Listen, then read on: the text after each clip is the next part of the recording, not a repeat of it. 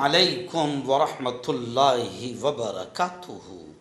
नाज़रीन, इस्तक़बाल है, स्वागत है आपका हमारे नए चैनल नदवी टाइम्स में। मैं आप तमाम से अपील करूँगा कि हमारा जो पुराना चैनल वायरल न्यूज़ लाइव है वो तकरीबन 1 महीने से बंद है। यूट्यूब ने उसे बंद किया है और यूट्यूब जो है कभी कभी बहुत ज़्यादा सज़ा देता है सच बोलने की, मगर हमने भी तय किया है कि सच तो बोलेंगे। जी हाँ, जुल्म के ख़िलाफ़, ज़ालिमों के ख़िलाफ़ आवाज़ उठाएंगे। अब ये नया चैनल हमने खोल दिया, इसलिए आपसे गुजारिश है कि आप इस चैनल पर आ जाइए, इस चैनल को सब्सक्राइब कीजिए, लाइक कीजिए, शेयर कीजिए और सब्सक्राइब करने के बाद जो बेल आइकॉन, जो घंटी का बटन है, उसको भी दबा दीजिए ताकि हमारी हर वीडियो, हर खबर आपको आपके मोबाइल पर मिल सके। और दुआ भी कीजिए कि हमारा वो जो पुराना बड़ा चैनल है वो भी ओपन हो जाए, खुल जाए। आइए नाज़रीन, पहली बड़ी खबर इस वक्त मेरी निगाहों के सामने आ रही है कि ईरान के जो जौहरी प्लांट है, ईरान के जो जौहरी प्लांट है, यूरेनियम प्लांट है, उसके करीब अमेरिका ने बमबारी कर दिया। यानी यूँ समझिए कि जंग आयतुल्लाह खामेनेई की तदफीन के बाद वापस जंग भड़क चुकी है और मिडल ईस्ट के जो हालात है वो फिर ख़राब हो चुके हैं। वाशिंगटन और तेहरान के दरमियान, ईरान और अमेरिका के दरमियान कशीदगी में मज़ीद इजाफ़ा हो गया, नफ़रतों में इजाफ़ा हो गया है। अबू शहर न्यूक्लियर प्लांट के अतराफ फ़ौजी अड्डे और माही गिरों की जो बंदरगाह है उसको निशाना बनाने का अमेरिका ने दावा किया है। लेकिन खैर ये ख़बर अच्छी ख़बर नहीं है, बड़ी बुरी ख़बर है। यानी जो 40-50 दिन से यूँ समझिए कि अमन व अमान था, मिडल ईस्ट में सारे हालात बेहतर थे, अब वो हालात फिर वापस ख़राब हो चुके हैं।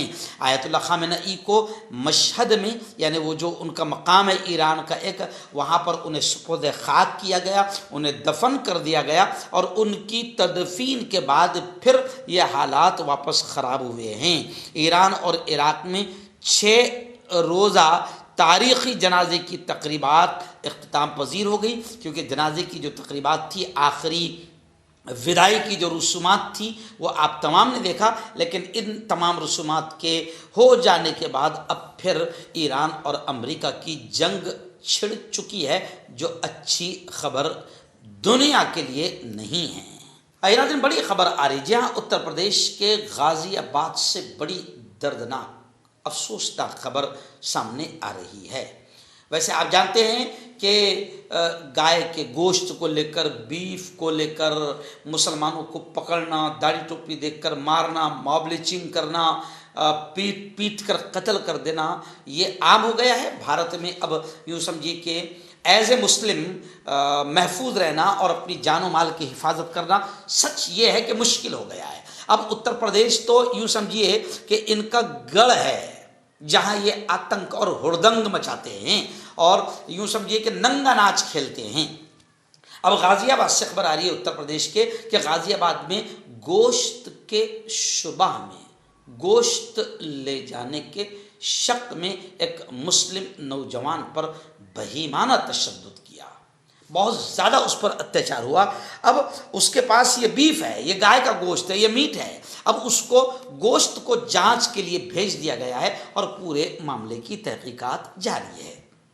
आपको याद होगा कि बकरीद के मौके पर तमाम मुसलमानों ने गाय को हाथ भी नहीं लगाया जी, और तमाम लोगों ने गाय का बायकाट किया। और सिर्फ बायकाट नहीं किया, हज़रत मौलाना अरशद बदनी ने, जमीयत उलमा हिंद ने और मुसलमानों की मुख्तलिफ संगठनों और तंजीमों ने हुकूमत से ये अपील किया कि आप गाय को नेशनल एनिमल, राष्ट्रीय पशु घोषित कर दें।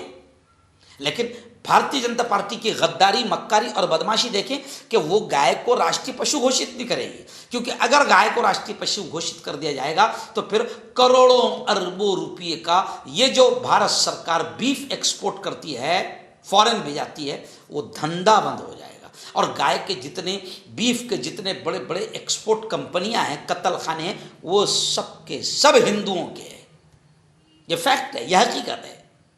लेकिन गाय के नाम पर उन कंपनियों को बंद नहीं किया जाएगा, गाय को राष्ट्रीय पशु घोषित नहीं किया जाएगा, मगर गाय के नाम पर मुसलमानों को मारना, उनकी मॉब लिंचिंग करना, उनकी हत्या करना आसान है। मैं उन हिंदुत्ववादी टोलों से और विश्व हिंदू परिषद और बजरंग दल से कहता हूं कि बेटा, अगर तुम में इतनी ताकत है तो ये जितने बड़े कत्ल खाने हैं ना, बीफ एक्सपोर्टर है, आप इन कंपनियों को बंद कर दो तो पता चलेगा कि आपको गाय माता से मोहब्बत है। इन कंपनियों के सामने जाओ, वहां बड़े बड़े धरने आंदोलन करो और तुम्हारी हुकूमत है, तुम्हारे अब्बा की हुकूमत है, तुम्हारे बाप पर इतना प्रेशर बनाओ कि ये बीफ का कारोबार ही बंद हो जाए और गाय राष्ट्रीय पशु बन जाए, तो हम समझेंगे कि हाँ, आपको गाय माता से मोहब्बत है। नाज़रीन, बड़ी खबर आ रही, जी हाँ, आप जानते हैं कि हमारे लाडले चहीते प्यारे वजीर आज़म जो मुल्क में कम रहते हैं और यूँ समझिए कि वो फॉरेन के प्रधानमंत्री बने हुए हैं, देश के नहीं।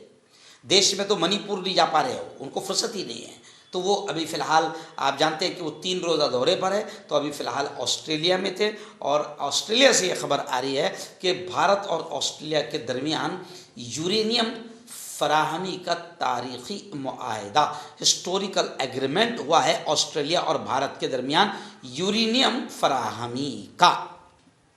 और चीन पर गहरी नज़र की बात हुई है और अहम मादनियात और साइबर टेक्नोलॉजी समेत तकरीबन यूँ समझिए कि 18 अहम मुआहदों पर हमारे वज़ीर आज़म और ऑस्ट्रेलिया के वज़ीर आज़म ने दस्तखत किए है, सिग्नेचर की है। यानी भारत और ऑस्ट्रेलिया के दरमियान कई मुआहदे हुए हैं। हालांकि जब भी ये दौरे पर जाते हैं तो यही कहा जाता है कि वहाँ जाने से इतना फ़ायदा हुआ, फला मुल्क में गए तो ऐसा फ़ायदा हुआ। आज तक सच्ची बात यह है कि मुल्क को फ़ायदा नज़र नहीं आया, देखने को तो नहीं मिला है। रोज़ बरोज़ मुल्क का रुपया गिरता जा रहा है, खिसकता जा रहा है। और आपको याद होगा कि वज़ीर आज़म नरेंद्र मोदी ने ही कहा था कि देश का रुपया उसी वक्त गिरता है जब वहाँ की सरकार गिरती है, गिरी भी होती है। तो मैं समझता हूँ कि अब तक जो रुपया गिरा है, आज जो रुपया गिरा है, तो इससे पहले कभी इतना नहीं गिरा था। तो मैं समझता हूँ कि नरेंद्र मोदी और उनकी सरकार इतनी गिरी हुई है कि इससे ज़्यादा गिरी हुई सरकार कभी नहीं आई थी। नाज़रीन, बड़ी खबर आ रही है, SIR महाराष्ट्र में भी शुरू हो चुका है। काफ़ी यूँ समझिए कि लोग परेशान हैं और ये भी ख़ास बात देखने को मिल रही है कि हिंदू भाई परेशान नहीं है। हिंदू भाइयों के दिमाग में ये बैठ चुका है कि भाई ये जो SIR लाया जा रहा है ये मुसलमानों के लिए, मुसलमानों के नाम काटे जा रहे हैं।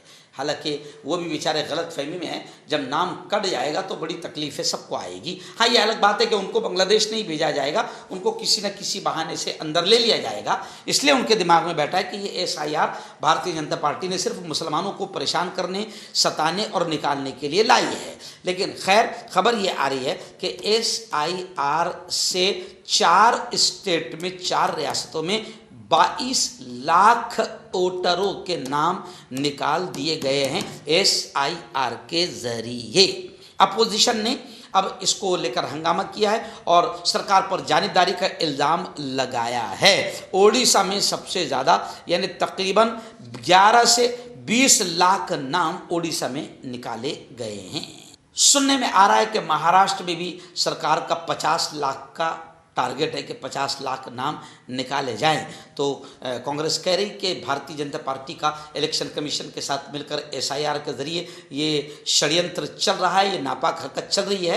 अब लोगों को जागरूक होना पड़ेगा, बेदार होना पड़ेगा। नाज़रीन, बड़ी खबर आ रही है, जी हाँ, फ़लस्तीन से बड़ी खबर आ रही है कि इजराइल ने फिर हमले शुरू किया है। यानी हमले बंद ही नहीं हुए हैं, मगर अभी ताज़ा खबर आ रही है कि इजराइल के हमलों में गुज़िश्ता कल मज़ीद यानी 11 फ़लस्तीनी शहीद हुए हैं। गज़ा में यूँ समझिए कि हालत ये है गज़ा की कि वहाँ गज़ा में अब दफनाने के लिए नई कब्रें नहीं हैं। गज़ा में कब्रिस्तान भर गए हैं। कफन जिसमें मुर्दे को लपेटा जाता है, गज़ा में कफन ख़त्म होने के करीब है।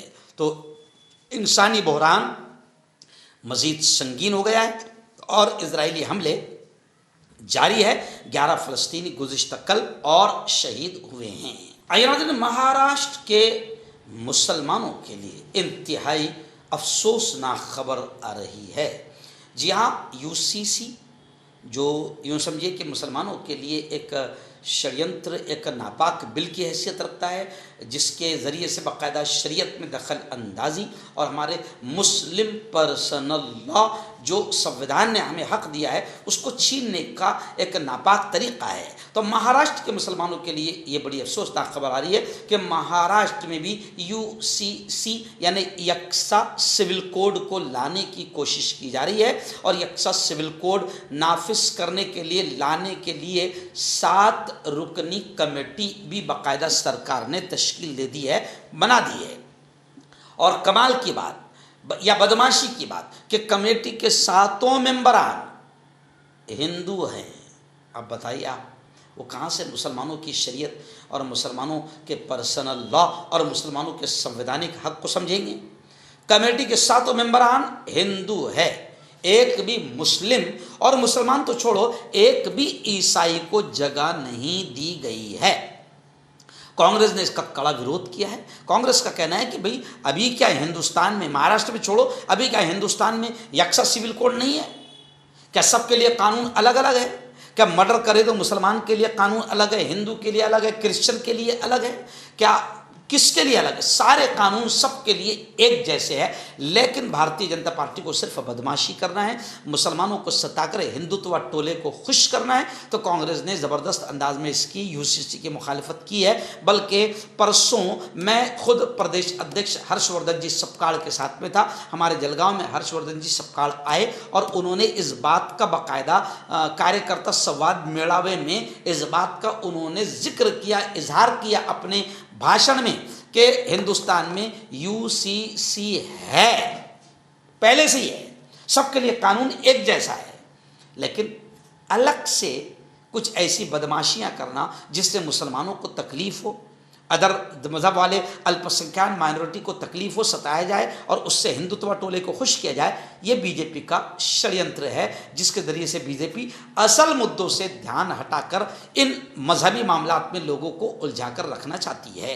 अयरादन, बड़ी खबर आ रही है, जहाँ सावरकर को स्वतंत्र सेनानी, मुजाहिदे आज़ादी की लड़ाई में जंग लड़ने वाला, अंग्रेज़ों से लड़ने वाला, यानी सावरकर को मुजाहिदे आज़ादी कहना दुरुस्त नहीं। ये बात खुद सावरकर के पड़ पोते ने एतराफ़ किया, कबूल किया।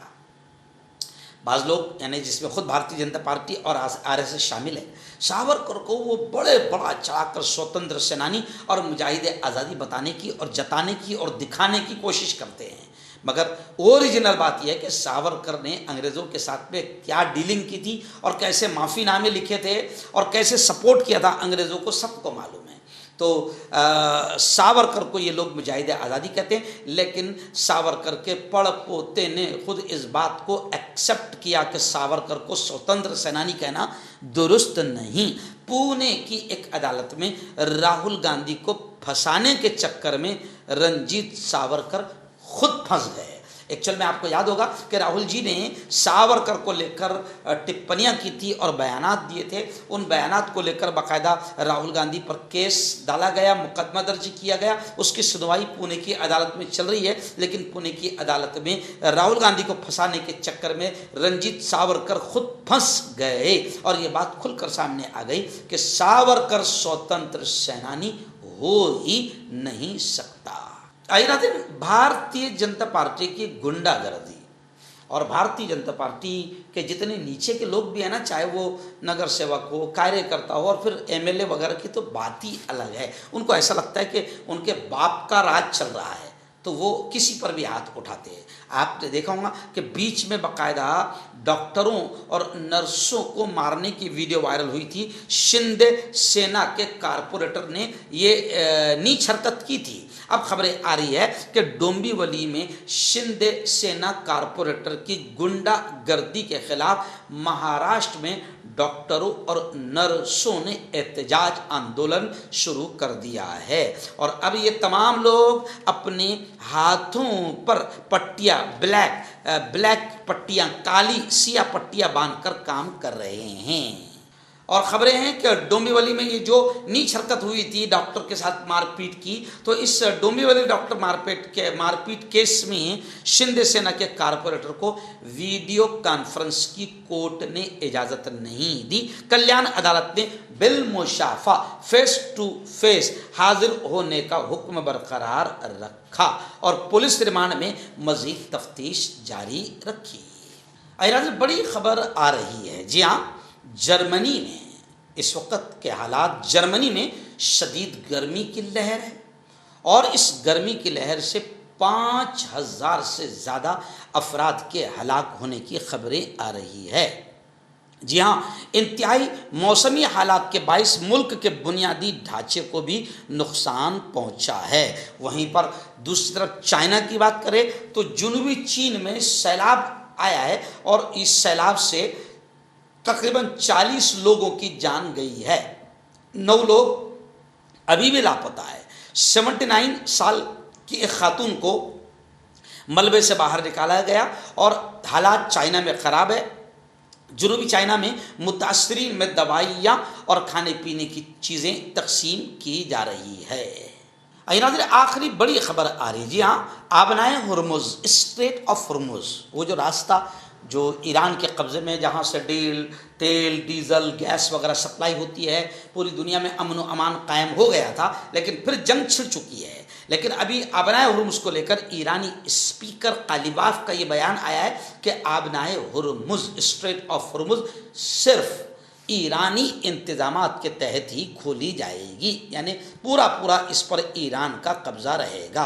अब वहाँ पर जंग के हालात बन चुके हैं। ईरान ने कुवैत और बहरान पर भी हमले किए हैं, जिसको लेकर खलीजी मुल्कों की जानिब से ईरान के हमलों की शदीद मजम्मत की जा रही है और ये कहा जा रहा है कि ईरान के हमले दोनों मुल्कों की खुद मुख्तारी पर खुल्लम खुल्ला हमला है। जाहिर बात है कि माहौल और ख़राब होगा, जबकि अमरीकी फ़ौज ने यह दावा किया है कि हमने ईरान में 90 फ़ौजी ठिकानों पर हमले किए हैं और कुवैत ने ईरान के 14 फ़ज़ाई हमलों को तबाह करने का दावा भी किया है।